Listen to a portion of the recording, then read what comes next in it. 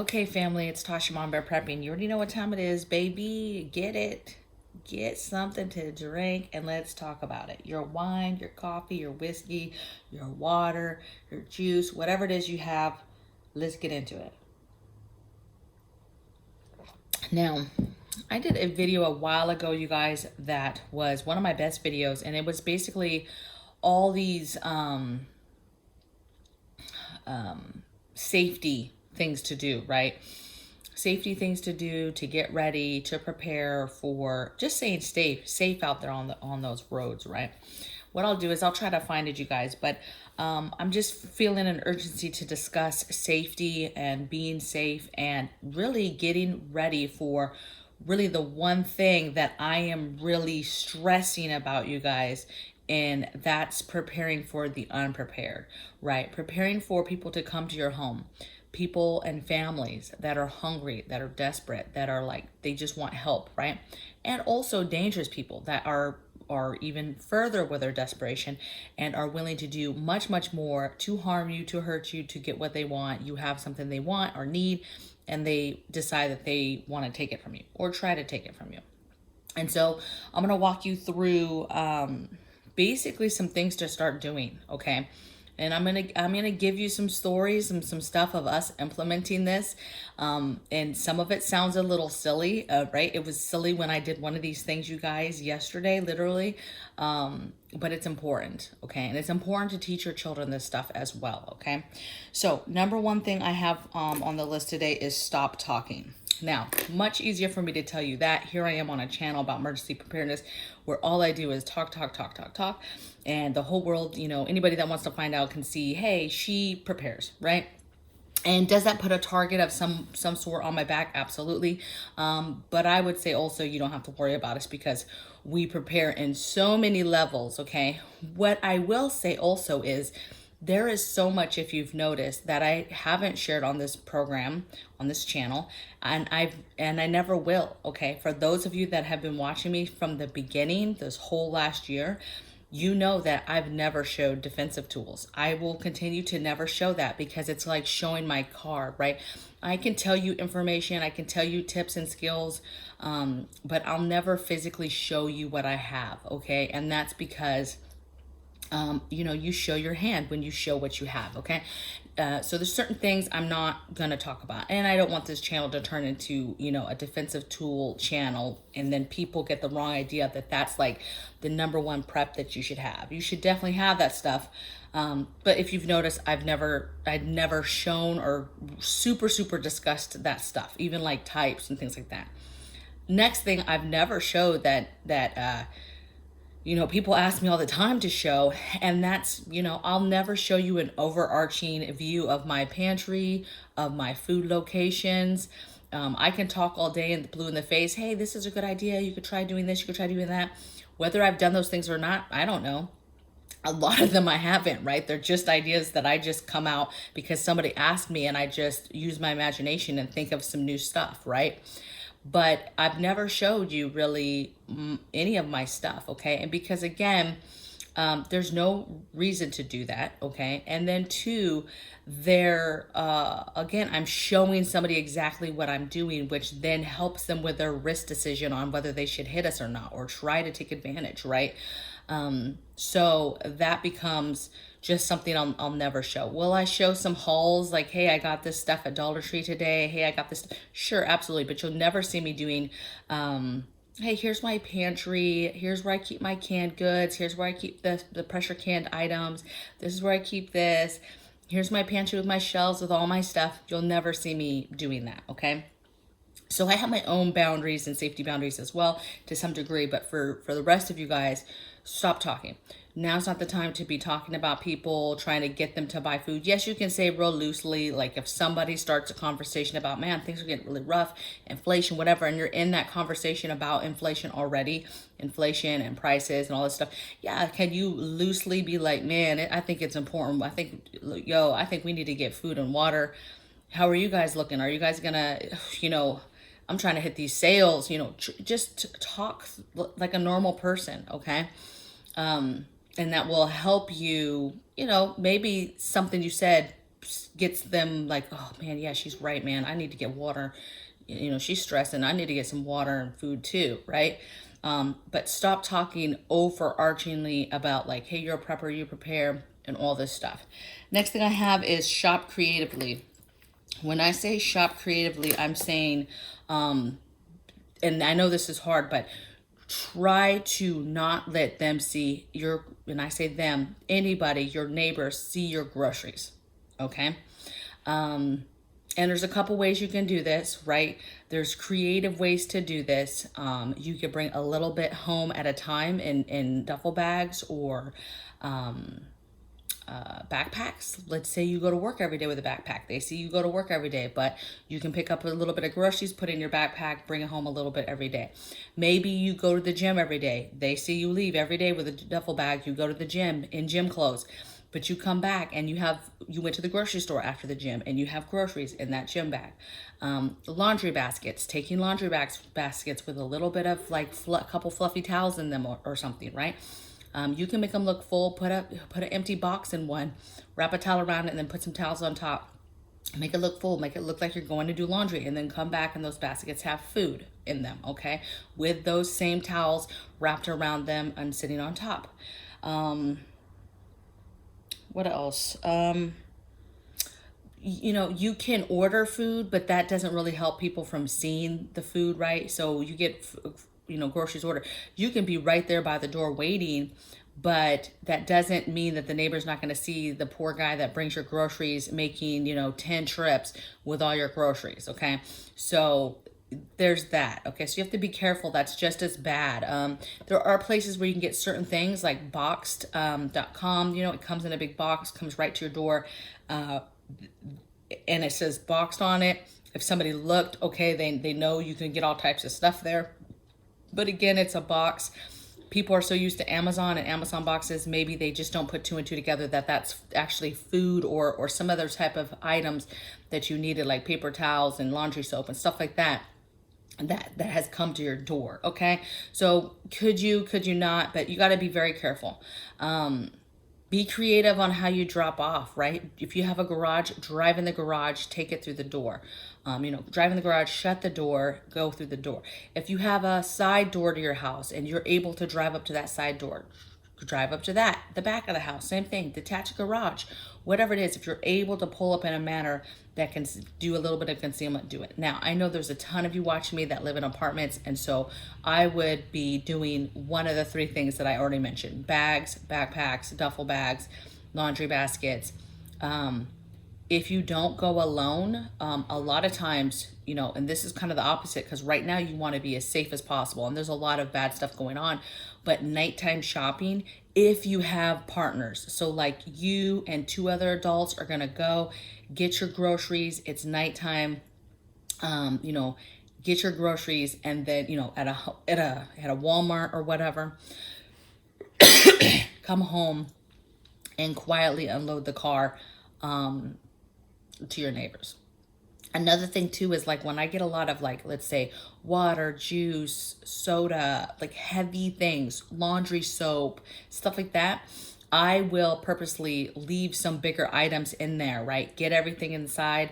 And then I might leave some bigger items that I bring in later at later times, or after dark. I leave it in my car, and then at nighttime I'll go out with my partner and we'll maybe grab it. This is stuff we would do in the apartment when we had the apartment, you guys, and go out at night, take the cart, load it up.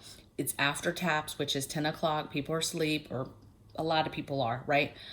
Depends on where you live. You know your neighborhood more than anything. And we would bring in our groceries, right? And maybe people are watching. Maybe their Ring cameras are going off. Like, what are they doing? But really, it's dark. And they can see we came home with a cart of something, but they don't really know. And most people aren't going to be like, oh, they probably went grocery shopping if it's, you know, 10:30 at night. Okay? So just some ideas, all right? The next thing I have, number 3 thing I have is don't have your preps out, okay? When somebody comes to your house, and I'm talking about even the neighborhood kids, somebody comes to your house, walks in it, what is it that they can see that pings that you're a prepper, right? You have food out, tons of cases of water out for them to see. You've got cases of food out where they can see, like these cupboards, right? Could I easily put some stuff up there? Absolutely could put some cases of water, cases of food, but somebody walking to my front door, that's the first thing they see, right? So you have to be careful about what you're letting somebody see. A perfect example is your bathroom. You have a bathroom cupboard. Let's say you have some preps under there. You don't call them preps. It's just extra stuff. You've got some extra body wash. You've got some extra toothpaste. And somebody just being nosy looking and being like, wow, she's got 20 things of toothpaste down here. She's got, 10 bottles of body wash. Why does she have all this, right? So something as simple as that, right? Keeping a whole package of toilet paper under the sink and somebody can see, wow, they're not hurting for toilet paper. You just never know what people are going through and what they will think about that. We've had family members who knew we prepare walk into a bedroom in California when we in an apartment. So I had stuff everywhere. I tried to hide stuff, but there was stuff everywhere. I had 2 big shelves with curtains over them in these 2 nooks. First thing out of their mouth was, wow, you guys are really hoarding in here. And to be honest, you guys, we were living in an apartment. It wasn't that much stuff. Like, it honestly was not that much stuff. It was like 2 things of toilet paper. It was not hoarding and it was not crazy, but that was their first impression, and that was their thought process is, this is hoarding, right?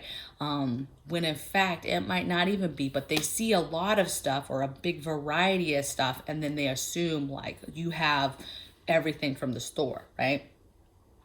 So don't have your stuff out, and think about places that you think it's behind something, but if it's somewhere that somebody can go privately and lock a door, like a bathroom, and then they can be nosy and look through things, that could be a problem, okay? Number 4 thing I have is watch your surroundings. Okay, so it's no secret, crime has been off the chain lately, right? Watching videos of people getting mugged, dragged downstairs, beat up at gas pumps, subways. I mean, you mention it, all types of crazy stuff is happening. And so, for example, getting gas, I'm, getting my gas, I'm locking the door as soon as I get out, and then head on a swivel. I'm either doing 2 things. I'm either standing there, getting gas, and I'm watching my surroundings the whole time. I know exactly who's around me, who's outside of that perimeter, right? I'm looking far out, okay? Or I get back in the car, like if it's on low or something, and I know I'm gonna be there a minute, I will get back in the car, lock it, and wait for the gas to do its thing. And then before I get out, I'm gonna be looking around for my surroundings, and then get out, okay? Little story yesterday, we went to a hospital for hubby for follow-up after his cancer stuff, and go to this appointment. And when we come out, I said, oh, check the tires. And my kid was like, check the tires. And hubby was already on it, like, yep. So we're checking the tires, just making sure that stuff is, a marker has not been put on your car, like a sticker. People are putting stuff on people's cars to mark them. People are putting stuff under tires to purposely pop them so that later down the road you will have a flat tire and then they could take advantage of stuff. And so we did that. And then we had to have a whole conversation with our kiddo of why, we were doing that in that moment, right? And that's not something we used to do on a regular basis, you guys, but that is something that we have implemented lately as of late because it's getting crazy out there, okay? Number 5, carry defensive tools all the time. Now, when I say defensive tools, usually on this channel, I'm talking about real defensive tools. I'm talking about lethal tools. However, there's all types of non-lethal tools, defensive tools, and I'm really talking about anything, okay? It is the time that you should be protecting yourself. Something as simple as pepper spray, mace, something simple, carrying stabbing devices in your hands, on your keychain, whatever it is, little alarm devices that you carry in your hand when you're walking, whatever it is, now's the time to have that stuff. You should not be walking on walk paths by yourself without having some mace or something. You should not be out grocery shopping by yourself without some sort of mace or pepper spray, something, okay? There's other stuff that you could have too, but again, I just said I don't talk about certain things on this channel, but now's the time, okay? Do not be a soft target. The next thing I have is extra locks. So extra locks, like, hey, your sheds, your detached garages, your actual garage doors. If you live in suburbia, you have a nice home and you just have a garage, extra locks on gates. If you have gates, when I say extra locks too, don't just, like, you need to think outside the box. Go down the gate, okay? You can have several ways of locking it and have it at different levels, okay? And somebody trying to get in, yeah, maybe they get one or two locks, but then they still can't open and they just give up at some point because it's too much, right? Same thing, garage doors, right? We have a garage door. We have some locks on it, some heavy duty locks on it. We went out there the other day. I was like, no, let's throw some other. So we have some old school, like, locking locks, like that latch, heavy duty bolt latching. And I was like, let's just start getting some of these as well as the heavy duty locks all up and down it. And nobody can, one, see those. And two, it's just too much work. Even bolt cutters, I don't care what you have, it's too much work, okay? And so somebody's gonna give up, okay? And by then, we've been alerted and, they don't have that much time anyway, okay? So think extra locks on everything. Number 7, extra lighting, same thing. Now, I know some of these criminals are very bold, but if we get to a point where it's desperation and it's families and things like that, there's people that will become desperate and turn into a criminal and do, criminal type activities. But a lot of them that used to be normal, right, that weren't doing that stuff prior, but now are like more desperate, it's going to be harder for them to do things, okay? And they're not going to think like a criminal. A criminal will walk right up to your car and the lights will come on and they'll still check the doors. They'll check your front door. They'll check your car doors. They don't care. But an average citizen who's just trying to find food, that might deter them lights, because in their mindset, they've always lived as a law-abiding citizen. And so as soon as something like that happens, it changes and that fear is going to come up in them and they're not possibly going to follow through with whatever they were trying to do, okay? So extra lighting does matter. 8, turn your cameras outward. So let's just say you have some home cameras, watch the kids after school, watch certain parts of your house inside, right? You, maybe you're a family member, significant other, or whoever, maybe they're in the military or they work far away from home and they like to have cameras in the house to kind of look and watch their family still, right? And interact in some capacity. So a lot of people might not have security cameras outside, but they do have cameras in their home. Start turning some of those cameras around. Start putting them in the windows pointed outwards, so that you can still start recording certain stuff outside of your home, okay? Instead of just going out and getting new cameras, okay? Because that can be quite expensive and the outdoor ones are more expensive than the indoor ones. Number 9 thing I have, you guys, is windows and doors fortified. So really, this is just common sense.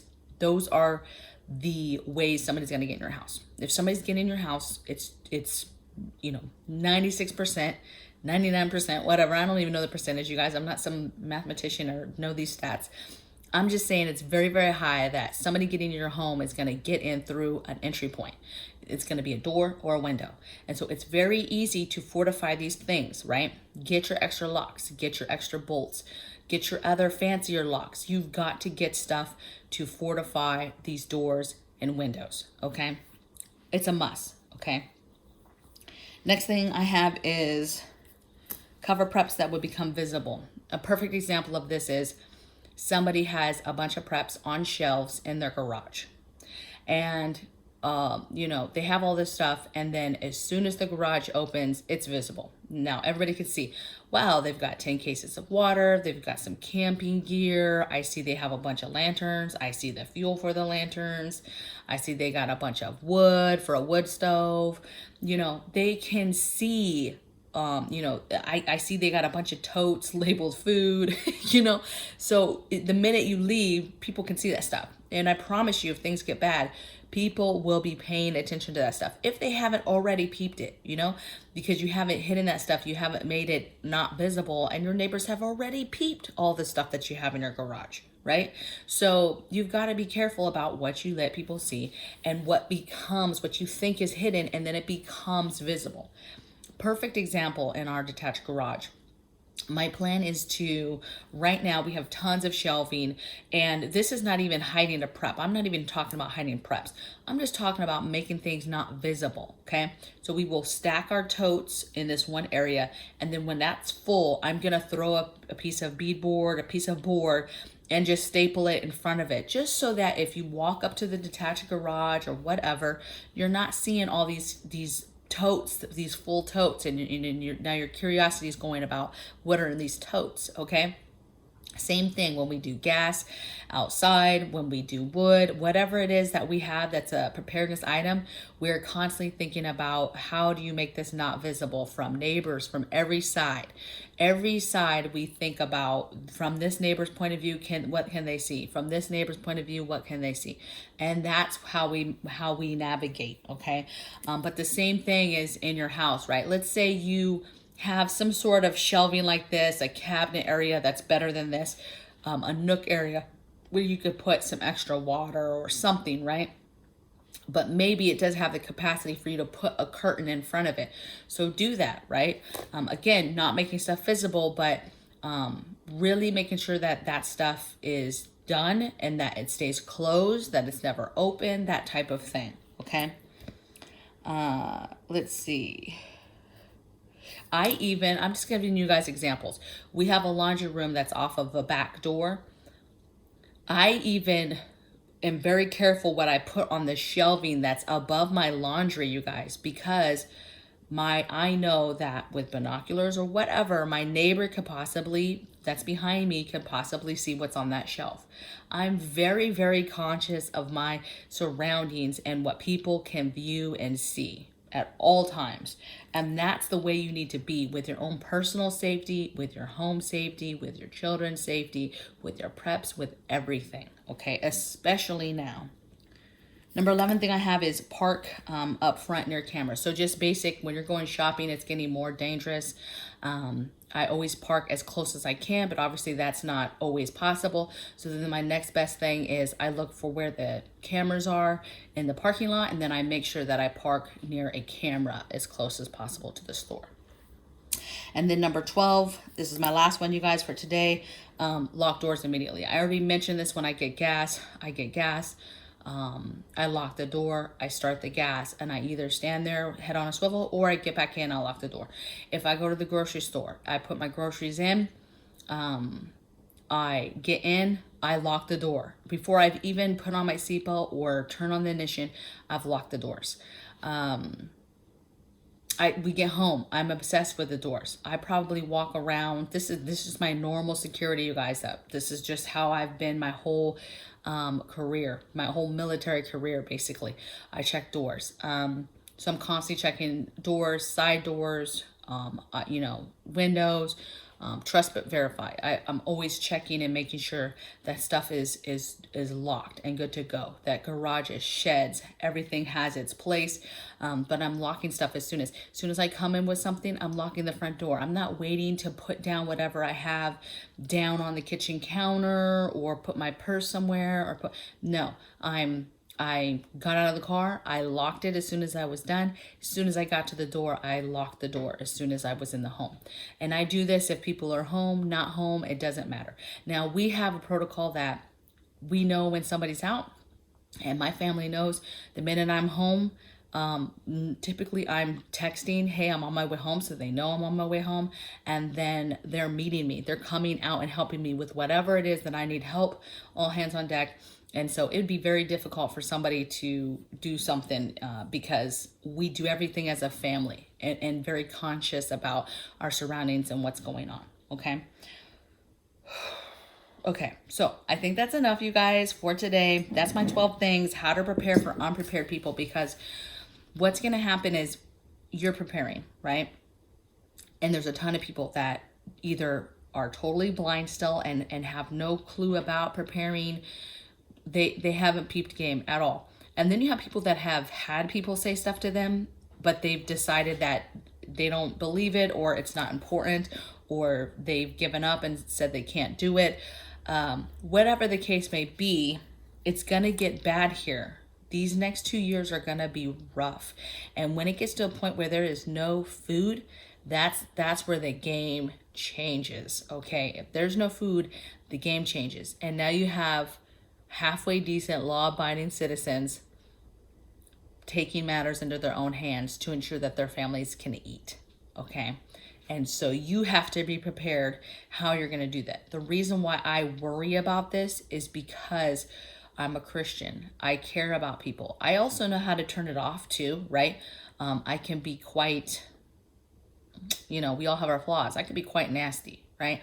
And so I feel like in the right circumstance, I'll be able to just say no to somebody, right?